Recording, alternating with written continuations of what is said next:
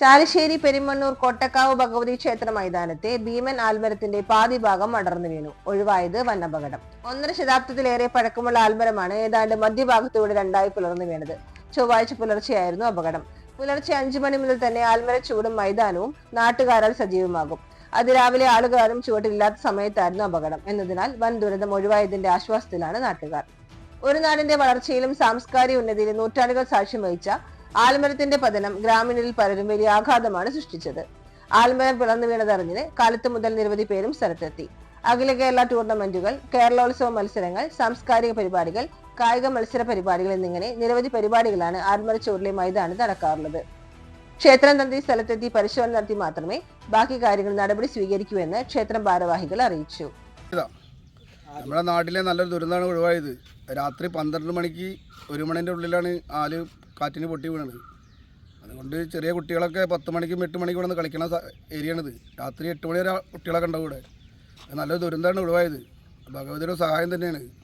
പെരുമണ്ണൂരിനെ സംബന്ധിച്ചിടത്തോളം വലിയൊരു ദുരന്തമാണ് ഒഴിവായിട്ടുള്ളത്.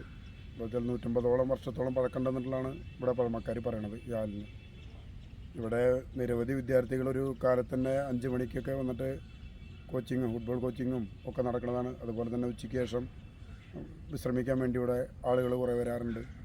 പിന്നെ ഈ പരിസരത്തെ സംബന്ധിച്ചിടത്തോളം വളരെ മനോഹരമായിട്ടുള്ള ഒരു പരിസരമാണത് ഈ ആല് തന്നിട്ടുള്ളത്. ഇവിടെ കുറേ ആളുകൾ കളിച്ച് വളരി, അതുപോലെ തന്നെ നാടിന് വളരെ ഒരു പേരും പെരുമയും തന്നിട്ടുള്ളൊരു ക്ഷേത്രവും ക്ഷേത്രത്തിൻ്റെ തന്നെ വലിയ പന്തലിച്ച് നിൽക്കുന്ന ഒരു മരമായിരുന്നു. അതാണിപ്പോൾ ഒരാൾക്കും ഒരു പോറൽ പോലും ഏൽക്കാതെ രാത്രിയിൽ വീണിട്ടുള്ളത്.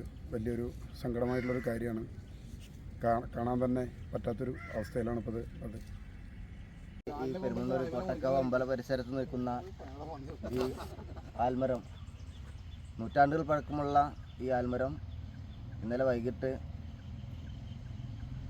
ഏകദേശം 12 മണിക്ക് ശേഷം, അതായത് 12 മണിക്ക് മുന്നായിട്ട് ഞങ്ങൾ ഈ പരിസരത്ത് കൂടെ പോയ ആളുകളാണ്. അപ്പോഴൊന്നും ഇവിടെ ഇങ്ങനെ ഒരു സംഭവം ഉണ്ടായിട്ടില്ല. അതിന് ശേഷമാണ് ഈ ആല് പാതി പൊളിഞ്ഞു വീടുന്നത്.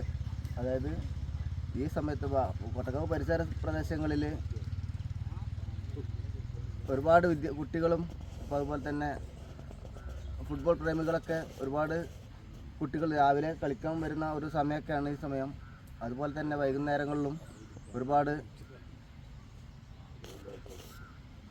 കുട്ടികൾ ഫുട്ബോൾ കളിക്കുന്നൊരു പ്രദേശമാണ് കൊട്ടക്കാവ് അമ്പല പരിസരം. എന്തായാലും